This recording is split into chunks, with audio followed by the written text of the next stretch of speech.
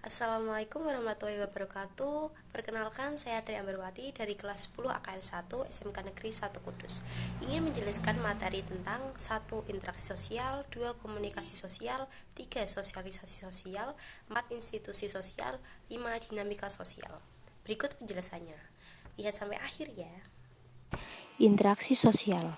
Secara umum, interaksi sosial adalah hubungan timbal balik antara individu maupun kelompok untuk menjalin hubungan pertemanan, diskusi, kerjasama yang ditetapkan dalam kehidupan bermasyarakat.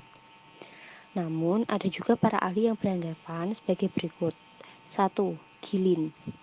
Hubungan-hubungan sosial yang dinamis yang menyangkut hubungan antara perorangan, antar kelompok manusia maupun dengan perorangan. 2. Humans. Suatu tindakan yang dilakukan oleh seseorang dan menjadi simulasi bagi tindakan individu lain yang menjadi pasangannya. Berikutnya adalah ciri-ciri interaksi sosial. Interaksi sosial memiliki 4 ciri-ciri. Yang pertama, mempunyai maksud dan tujuan yang jelas. 2. Pelakunya lebih dari 1 orang. 3. Adanya komunikasi di antara pelaku melalui kontak sosial. 4. Adanya dimensi waktu yang akan menentukan sikap aksi yang sedang berlangsung. Syarat-syarat interaksi dibagi menjadi 2, yaitu 1. Kontak sosial. Kontak sosial dapat diartikan sebagai hubungan antara dua pihak yang saling berinteraksi dan menjadi awal terjadinya interaksi. Kontak sosial dapat dilakukan secara langsung dan tidak langsung. Contoh dari kontak sosial secara langsung adalah bersalaman, dan tidak langsung adalah surat menyurat. 2. Komunikasi. Komunikasi adalah proses penyampaian dan penerimaan ide atau gagasan dari satu pihak ke pihak lain sebagai upaya saling mempengaruhi. 1. Pengirim. Pengirim adalah pihak yang mengirimkan pesan. 2. Penerima. Penerima adalah pihak yang menerima pesan. Ketiga, umpan balik. Umpan balik adalah memberi respon atau tanggapan. 4. Media. Media adalah alat yang digunakan untuk menyampaikan pesan dari pengirim ke penerima. Berikutnya adalah faktor-faktor interaksi sosial. Faktor-faktor interaksi sosial terdiri dari 4. Yang pertama, imitasi. Imitasi adalah kognisi untuk melakukan tindakan maupun aksi seperti yang dilakukan oleh model. 2. Simpati atau empati. Simpati atau empati adalah perasaan kasihan kepada seseorang, kemampuan seseorang dalam membayangkan perasaan orang lain. 3. Identifikasi. Identifikasi ialah tanda kenal diri atau bukti diri. Yang terakhir, sugesti. Sugesti adalah pandangan dari pihak kepada pihak lain. Berikutnya adalah jenis-jenis interaksi sosial. Jenis-jenis interaksi sosial ada 3. Yang pertama, individu dengan individu. Kedua, kelompok dengan kelompok. Ketiga, individu dengan kelompok. Yang terakhir adalah bentuk-bentuk interaksi sosial. Bentuk-bentuk interaksi sosial dibagi menjadi 2, yaitu asosiatif dan disosiatif. Asosiatif dibagi menjadi 4. Yang pertama, kerjasama. Kerjasama adalah suatu pekerjaan yang dilakukan oleh sekelompok individu yang bertujuan mewujudkan kegiatan yang positif. Kedua, akomodasi. Akomodasi adalah suatu proses penyesuaian diri untuk mengatasi ketegangan dari individu atau kelompok yang saling bertentangan. Ketiga adalah asimilasi. Asimilasi adalah peleburan dua kebudayaan menjadi satu kebudayaan. Keempat adalah akulturasi. Akulturasi adalah penerimaan dan pengelolaan unsur-unsur budaya asing tanpa menghilangkan unsur-unsur budaya asli. Disosiatif dibagi menjadi 3, yakni persaingan, kontravensi, dan konflik. Yang pertama, persaingan. Persaingan adalah interaksi sosial untuk saling bersaing secara individu maupun kelompok demi keuntungan dalam bidang-bidang tertentu tanpa menggunakan kekerasan. Yang kedua adalah kontravensi. Kontravensi adalah upaya seseorang untuk menentang suatu perkara secara tersembunyi supaya tidak terjadi perselisihan. Yang terakhir adalah konflik.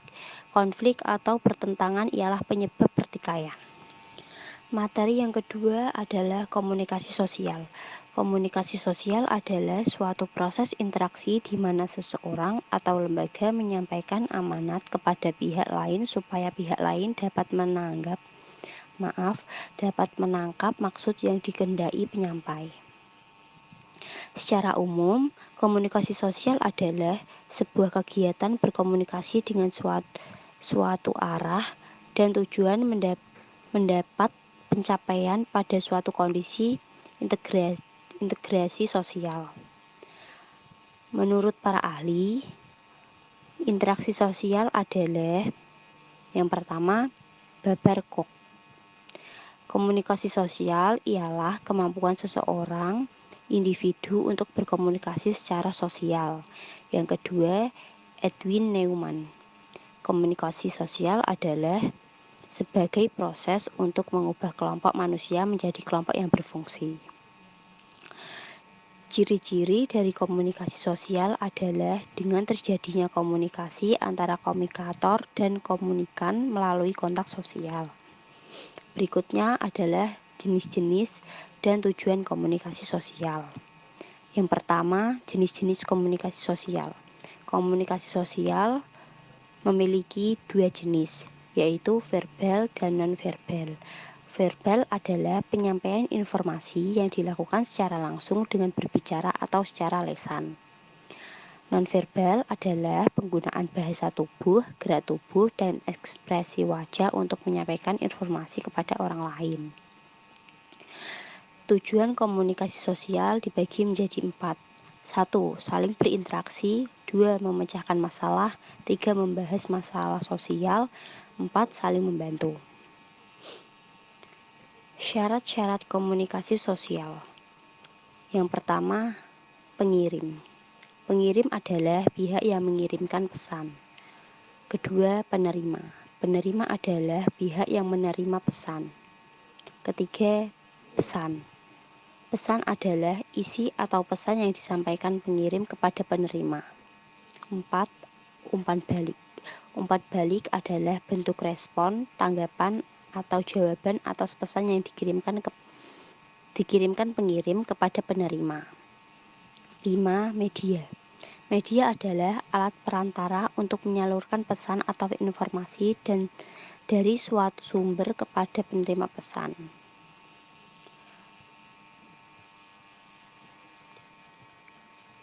Contoh dari media. 1.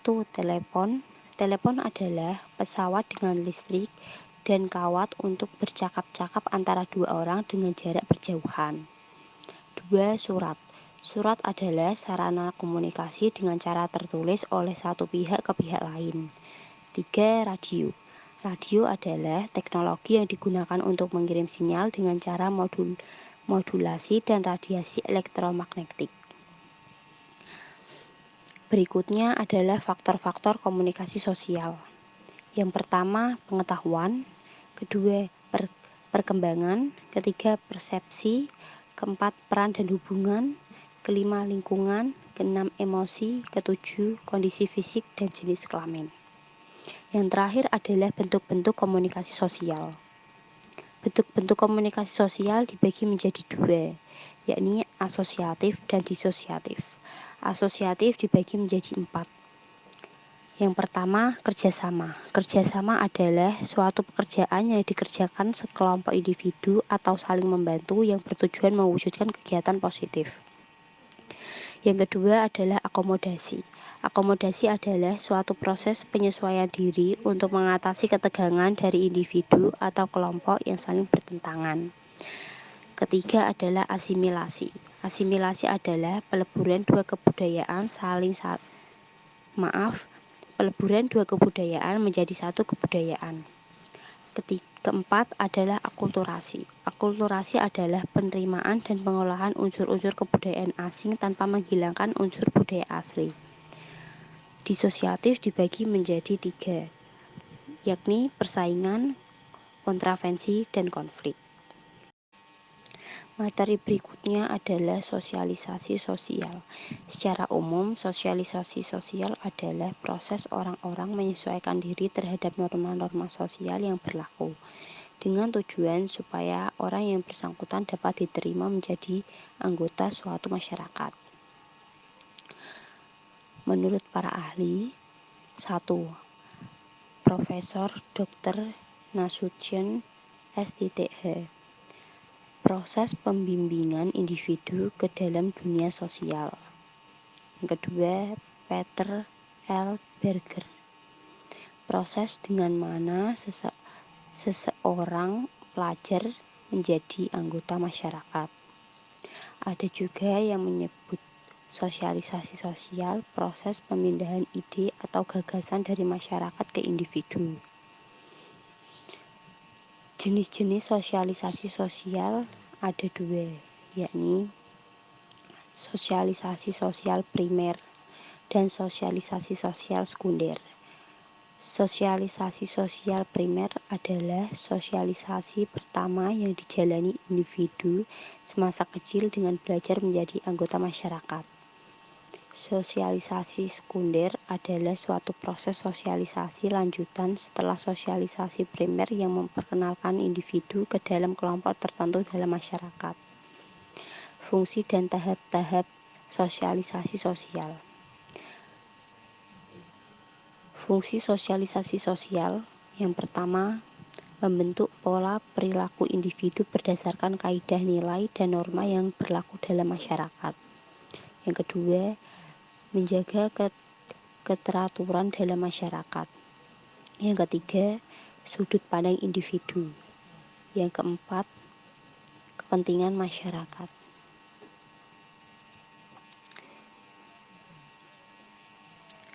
Tahap-tahap sosialisasi sosial. Yang pertama, tahap persiapan. Yang kedua, tahap meniru. Yang ketiga, tahap siap bertindak. Yang keempat, tahap penerimaan norma kolektif. Yang terakhir adalah syarat-syarat dan faktor sosialisasi sosial. Syarat-syarat sosialisasi sosial dibagi menjadi 3. Yang pertama, informasi yang diberikan kepada masyarakat berupa nilai, norma, dan peran. 2. Menjelaskan cara mensosialisasikan dengan melibatkan proses pembelajaran. 3. Siapa saja yang mensosialisasikan. Pihak yang mensosialisasikan bisa jadi adalah pihak institusi, media, massa, individu, dan kelompok. Faktor sosialisasi sosial. Yang pertama adalah sifat dasar. Sifat dasar merupakan karakter, watak, dan sifat emosional yang diwariskan dari ayah ibu. 2. Lingkungan parental. Lingkungan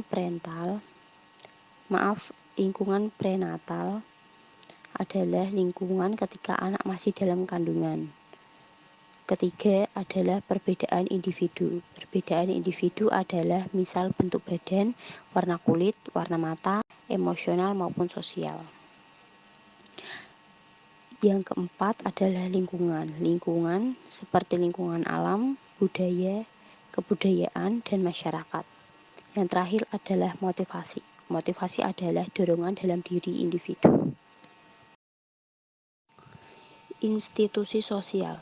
Institusi sosial secara umum adalah institusi yang beranggota dan terdiri dari masyarakat yang berkumpul menjadi satu karena memiliki satu kesamaan visi dan misi.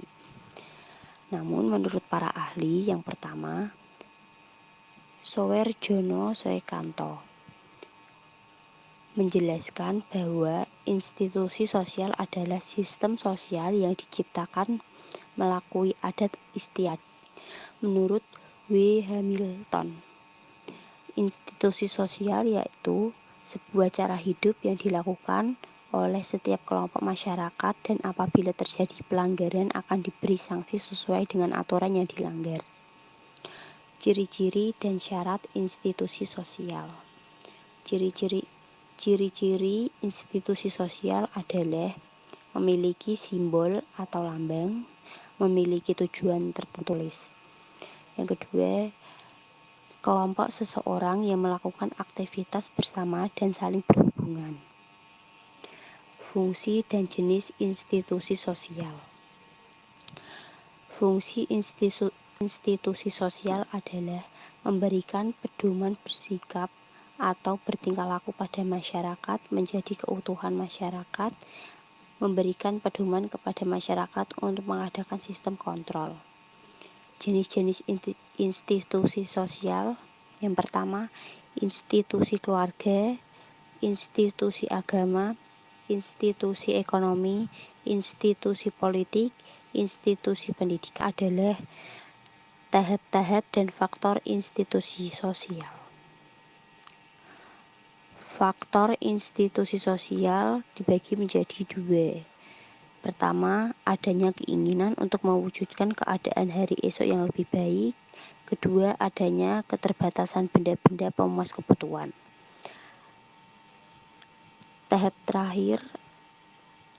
Yang terakhir adalah tahap-tahap institusi sosial.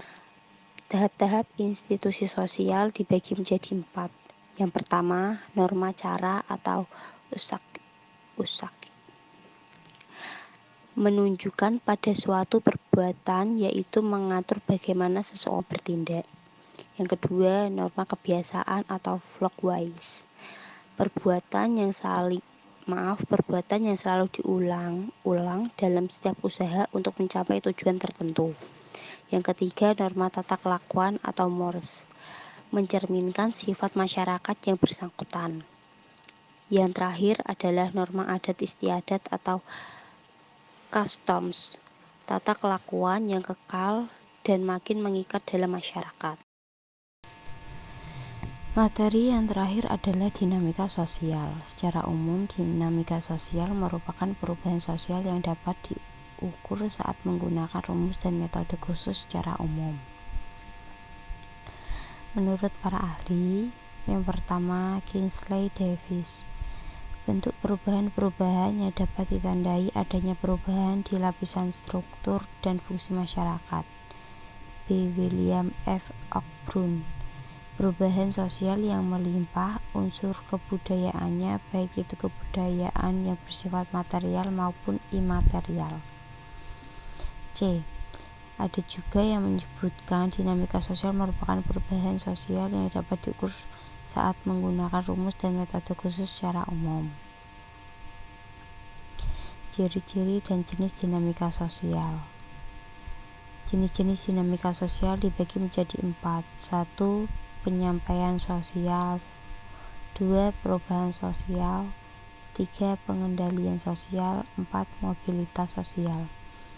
Ciri-ciri dinamika sosial. Yang pertama, memiliki kesamaan antara individu satu dengan individu lainnya. 2. Munculnya dampak-dampak interaksi. 3. Adanya penciptaan tatanan maupun kelompok sosial.